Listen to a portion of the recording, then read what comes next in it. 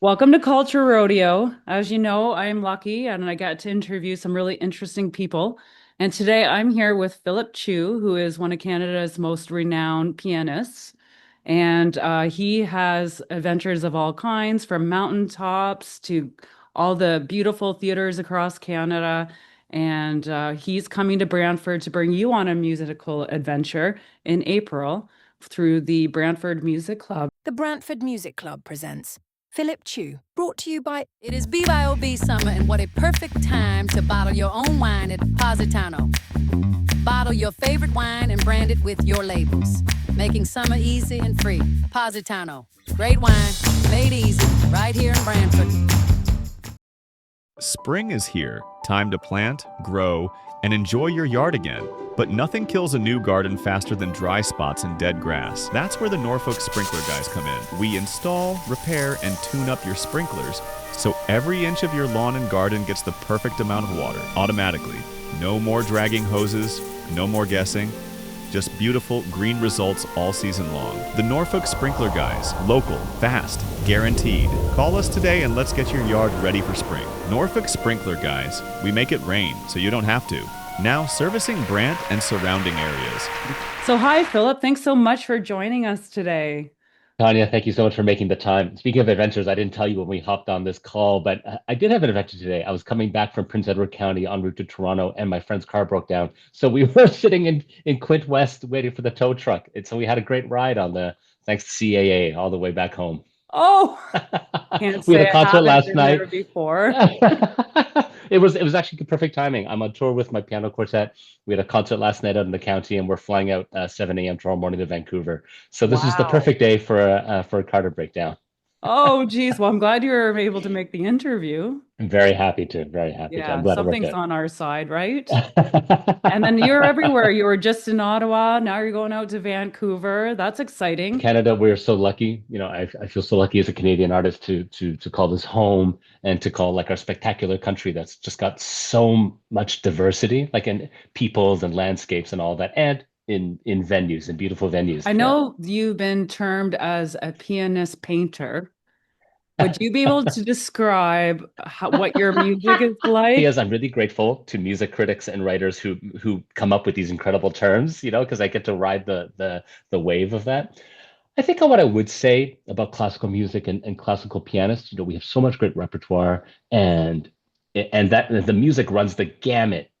Besides just all the emotions and the roller coasters that they can be, there's also like tons of fireworks happening on stage. It takes a lot of work to play the piano, and it's really exciting to see someone like do that super well and to make it look, like watching a great tennis player, a great golfer, or a great dancer, whatever it may be, to see them and kind of see how effortless it could be and say, that seems so superhuman. Maybe I could do it. But like there's some kind of it's like watching a great tennis player on TV do that during the Olympics. But anyway, I digress. For me, what I really love about the piano, besides the fact that we can make it sound like an orchestra, we have access to all these notes and this huge wide range, and we can play all this beautiful music, is not so much just the number of notes that we play, but the colors that the piano can really bring out. I think it takes a great imagination, and it's something that I'm always trying to work on. But I think the piano has it has this it's like this magical chemistry, like the Philosopher's Stone, to be able to convert what is basically wood, yeah, the wood structure, metal frame, metal strings, and to combine that with hopefully a very human heart, and emotion, and to actually create like what is hopefully like a beautiful kaleidoscope, a beautiful palette, a beautiful collection of textures and sounds. That's what I really love about the piano. It's like at its best, it's like a illusion. It's like magical illusion. That's wonderful. Yeah, And we're recording this. It'll probably come out obviously in the future. So we're a week ahead of the Junos. And I know that you've won a Juno, which is a huge honor, the biggest honor in Canada for music that I'm aware of. So you did an album Fable for that's that? correct. Yeah, fables, exactly. Yeah. So how did you put the composition of your album together? What was your inspiration? So, what I'll say about classical music is that, of course, a lot of what we play, our standard repertoire, it's it's old music. It's like a lot of music that's been around a long time, centuries actually. And so it happens that because our core repertoire, which is still like lifetimes of music, yeah, from no one person could really play it all, it ends up that our standard repertoire gets played quite a lot because it is really amazing. And pianists, there's so many pianists in the world, and we all want to play it. And so a lot of the stuff is recorded a lot. We have tons of albums of so much stuff. And for this album, I just thought to myself, it's actually kind of almost my first real major album. I just thought, I don't want to be compared to all these people. Like they're all so good, and there's like there's so many great standards. You know what I mean? Of the stuff out there, and I don't really want that comparison. And what else could I do? So I really went with my heart. And with my heart, and I chose music that's like really less commonly played and less commonly recorded, but music that I love. I didn't go find weird nuggets that no one cares about. I actually found things that I absolutely adore so much and that are more rarely recorded. So there's music by Maurice Ravel, an incredible French composer who wrote basically a set of pieces based on fairy tales, like on children's fairy tales, and they Wow. are so beautiful. And I also, and this was not unique to me. This is something that so many of my colleagues do, and it's a beautiful part of our art and a great gift, a privilege that we have, which is that I reached out to a composer, Barbara Siganak, and a wonderful composer based in Ontario, and asked if she'd be willing to write a companion work to this piece. And so that is something that I feel so honored to be able to call part of that album. And then the last thing on there is something, again, very atypical for a pianist. You know, since we have so much piano music and everyone loves good piano music, it actually happens that a lot of other instrumentalists take our music and transcribe it for them. So violinists will say, "Oh, there's this Chopin piece that I love so much because it is really good." And they'll say, "I want to play it." And so they'll get someone to, or a famous violinist will have transcribed it so that the violinist can play the melody and the piano part becomes kind of just accompaniment to it. Happens all the time. And so I said, well, that's not fair. Even though we have the most music, I still want to play other people's stuff. So I actually took from the same French composer one of his most, what I find is the most beautiful works. It's not a piano work, it's a work for string quartet. So two Wow. violins, viola, and cello. It's the only one he wrote. It's an incredible piece of music. And I said, I want to not show how well I can do it, but actually I want to pay homage to it. This fact that it's an incredible piece of music, and to just kind of hear it through a different lens, to hear it through the sounds of a piano, which brings out very different articulations, different whatever, all kinds of, it's a different angle on that piece. So those are the things I chose. That's awesome. Very interesting. Thanks for Yeah, giving us a glimpse into your world a little bit. not at all. And I just want to say about that, Juno, I appreciate it, and yes, it is such an honor. And honestly, Tanya, like I had no illusions about that I was ever going to win it. They had told me I was nominated. I thought that was already pretty silly that I was nominated for Juno. I said, whatever, that's nice. Thank you so much. Like, good luck to the winner, whoever that will be. And the night of the Juno, where they were giving out those awards, which is it's on us like the night before the more popular Junos. I had just finished the concert. I couldn't attend. It was in Edmonton, I think. Oh, I couldn't attend because I had a concert engagement somewhere else. And also, again, Tanya, I knew I wasn't going to win. So I finished the concert. I gotten home pretty late. I forget what time of year it was, but anyway, I was just kind of in my boxers eating poutine. I was like living in Montreal. I needed a late night snack. I had this cheesy fry thing with sausages, just like watching some anime, some cartoon show. And my friend wrote to me on Instagram, "Congratulations!" And I went, "Congratulations for what?" Like I didn't even know that Junos were being handed out that night. And then they sent me a video because they were there, and they showed my face as the winner. And I thought it was so ridiculous. wow. I think it's still so ridiculous. I think it's great, especially I after mean, you talked about how passionate you were about the pieces you chose. So, when well, you do kind of line all those things up, then you do build something magnificent, right? Well, that's what I've tried to kind of come around to, Tanya. That's what I would say. Like the Asian in me, the one part of Asian me who's just like, oh, no, no, no, no, no, no, no. I can't accept this. This is not me. You must have meant some other Philip Chiu. What's helped me kind of accept it and to take a bit of pride in it is exactly what you said. It's in fact the contributions of the composers, yeah, living and dead, who provided this music.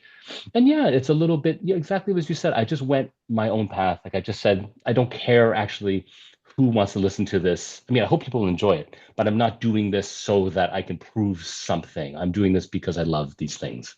So Well, that does that's feel awesome. good.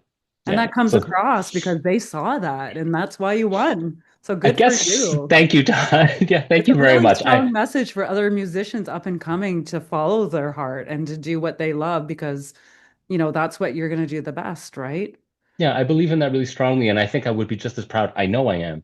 That's the thing. I was proud of that album, regardless of whether it had been selected, whether it had been nominated, whether whatever. Like it stood on its own in my mind as something I could be proud of, regardless of its accolades or lack thereof. Exciting. And you're going to come and entertain all of us down here in Brantford. That is How my hope. I'm gonna do my damnedest, Tanya. I'm really excited for the program I'm gonna bring. I'm really hoping everyone comes out.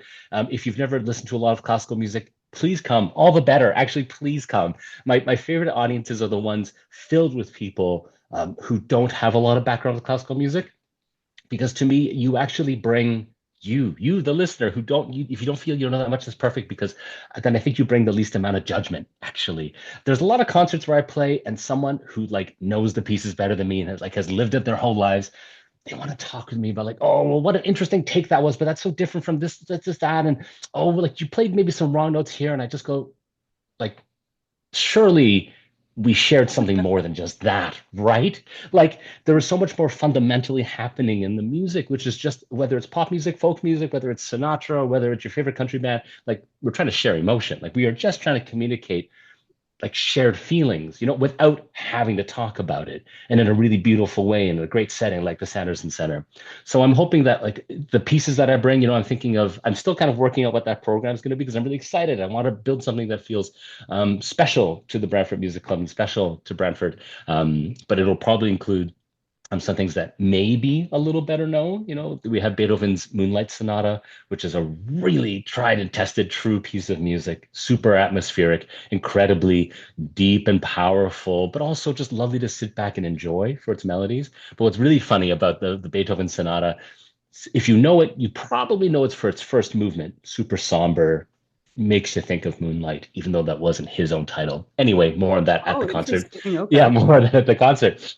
But there's two more movements to that piece. One really beautiful interior movement that's quite light, almost has nothing to do with that first movement. It feels like you went from this really somber midnight garden stroll, contemplating, lost love, whatever it may be.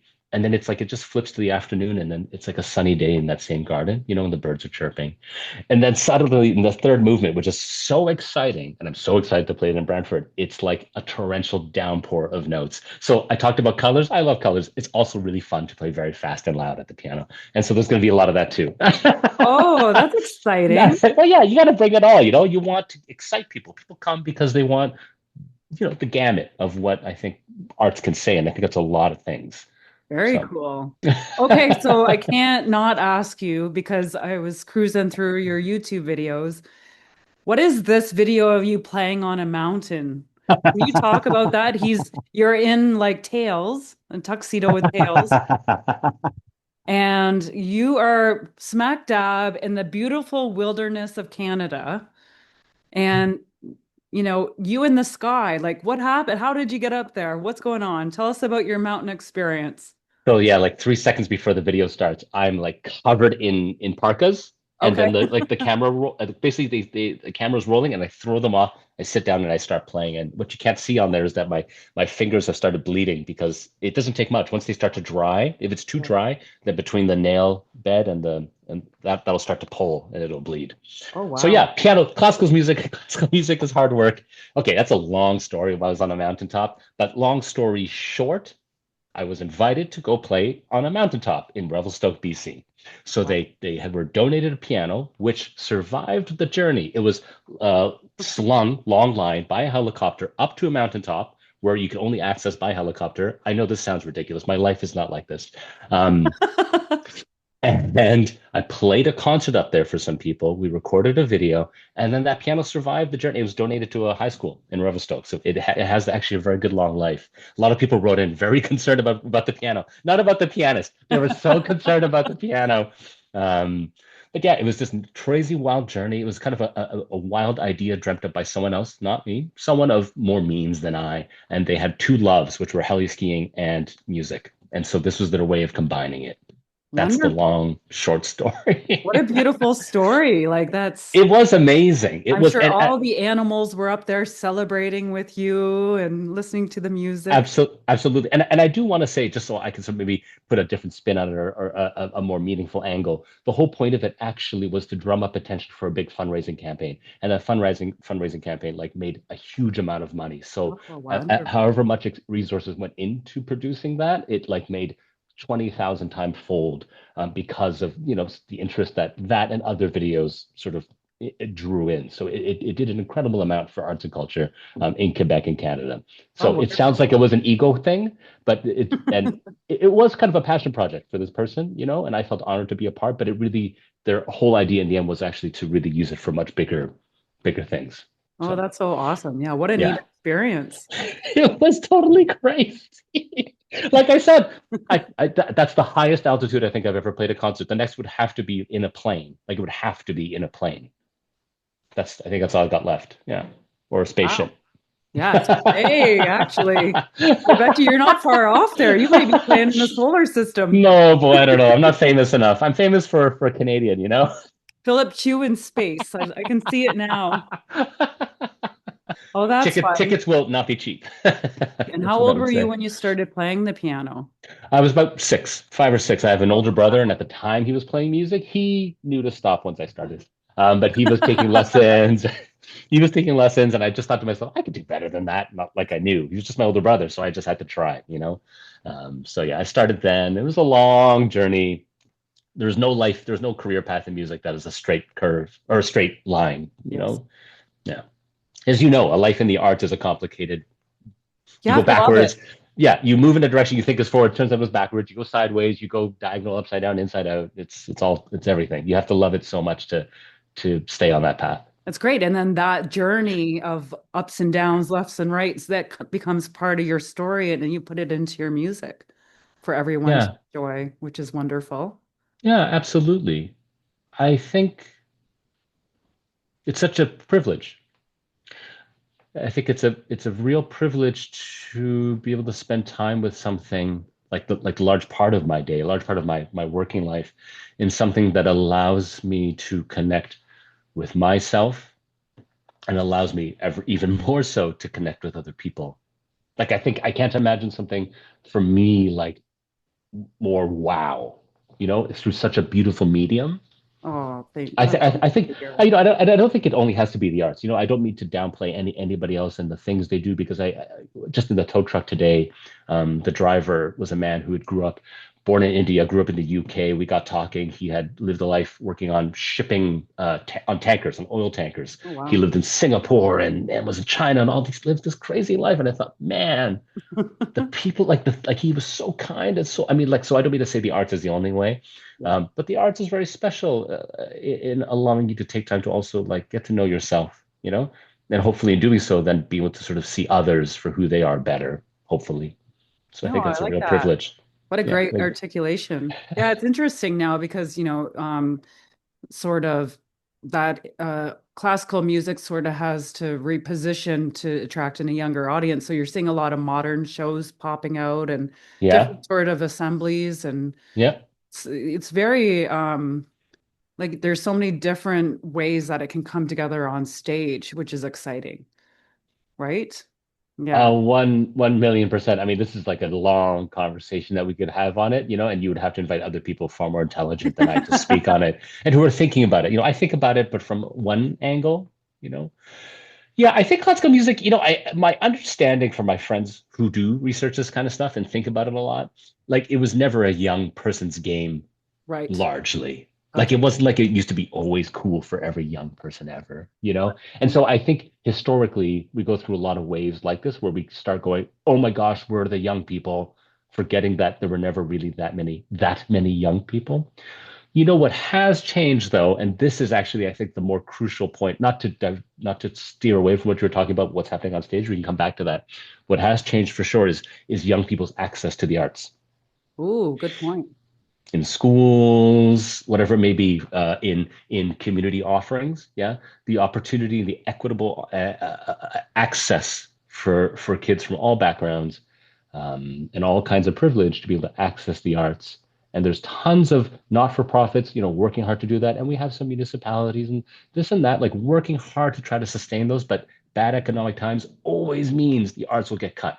We are the shiniest jewel that people love to trumpet politically. Oh boy, I'm going to get on my high horse now. Your listeners are not going to love this, but it is such a shiny jewel that people love to show off when things are going great. And the moment things don't go well, it's also the one that is very, very easy to cut because it represents actually like such a small portion of a lot of budgets, but it looks like a big number.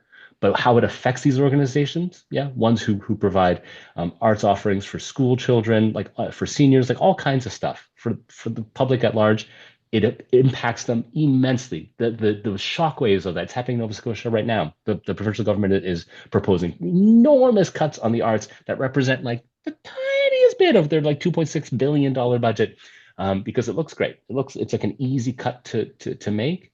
And the impacts are enormous. Anyway, so I'll get off that high horse. Feel free to edit that out. What I was going to say was I think that, that's yeah, really interesting. That's a great point to make because I see happens all that the even time. happening in my own community. Happens all the time. It's such an easy cut to make, and they can divert it and say, "Look what we've done." But it's actually, yeah, look what you've done. Like not for profits like these, they run on such small, like thin margins that a cut that these governments propose, it like impacts their ability to recruit people and hold on to the long term, and it all snowballs so quickly, and to recover from that is painful. So music education, access to that for people, and arts of all kinds, like that's being pulled out of schools, right? Because it's an easy cut. Again, let's focus on sciences, let's focus on this, and then poof, it just slowly disappears. In terms of audiences, yeah, if we don't raise a population that is aware of what's possible, that's aware of what's out there. Again, I'm not saying it's for everyone. I'm not saying everyone in the world needs to love classical music or that everyone needs to love theater.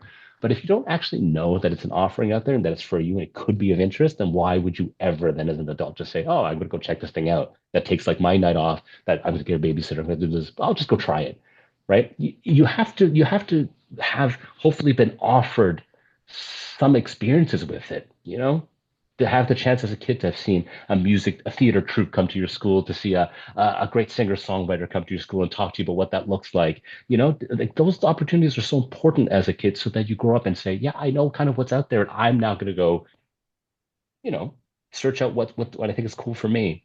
So anyway, I love so that. Yeah, it's very but I love. expansive. But yeah, I like to throw big problems and then just sort of segue out of them quickly. So back to what you were saying about what's happening on stage for classical music. Yeah, they're trying really hard. They're trying very hard to, within their own budgets now, create lots of educational offerings for students, and trying to find room in their budget for that's not cheap. But they're trying their best out of their not-for-profit budgets often, to do all kinds of things, but also like to do kind of, yeah, and also to get off our own high horse. Like we have a problem with classical music. For a long time, its survival depended on coming across as really upscale and elite, which was a really short-term way of looking at it, and really untrue, I think, and not, in my opinion, really at the heart of what classical music or art music is really about at all. So I think for the better, we are figuring out how to like get off our pretend pedestal, which we only put ourselves on, and say, actually, this is really truly music for everyone, and finding ways to really show people that. Great. Well, I'm Yeah. excited for you coming to Brantford. I hope that, a lot of the city will come out and enjoy your music and see how Thank you. you connect to music and the experience that you're going to share. It Thank you, sounds very Tanya. exciting. I'm going to try my And best. I know that a lot of people across Canada have enjoyed it before, so it's nice that it's coming to our community now. And I don't want anyone to think, oh, well, that's Vancouver. Oh, well, that's Toronto. Like, what's good for them is not good for us. No, I hope not. I really, I love so much the music that I study and practice and perform. I love it. I believe in it so much. I believe so much in that the fact that Beethoven or Brahms, if you don't know that name, that's okay too. Ravel, that French composer I mentioned about, they themselves were separated by centuries, and all they were writing about are the same things that we feel today. Oh, I love Complicated that. and less complicated. Complicated and less complicated. I mean, Beethoven and Ravel and Brahms, they also pooed and peed. They also ate. They lived all the same kinds of lives we do, just with different kind of funnier looking clothing. You know what I mean? They also experienced heartache, and they also had complicated families, and they also contemplated like sometimes late at night or when you're flying in a plane. They didn't fly in a plane, but maybe in a long carriage ride.